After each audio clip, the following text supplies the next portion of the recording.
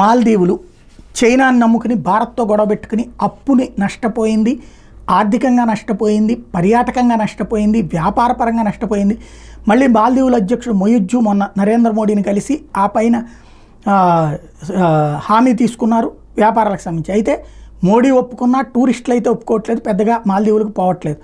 ఇప్పుడు మాల్దీవులకు సంబంధించి ఎవరైతే మోడీకి వ్యతిరేకంగా అక్కడ మాట్లాడేటటువంటి ఆర్థిక మంత్రి మూసా జమీర్ మాత్రం చైనాకి దగ్గరయ్యాక ఆ దేశంలో ఇప్పటికి అంటే IMF అప్పు ఇవ్వబోతోందట, మిత్ర దేశాలు మాకున్నాయి, మాకే ప్రాబ్లం లేదు, మా అవసరాలు తీర్చేందుకు అనేకం ఉన్నాయి అని చెప్తున్నాడు.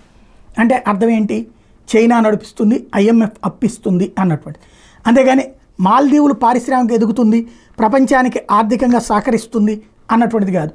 అంటే చైనాకి బానిసగా ఇప్పటికే శ్రీలంక, నేపాల్, భూటాను వెళ్ళిపోయినాయి, బంగ్లాదేశ్ని మధ్యలో అమెరికా ఆపింది, ఇప్పుడు వీళ్ళు కూడా పోతున్నారన్నది అర్థమవుతుంది.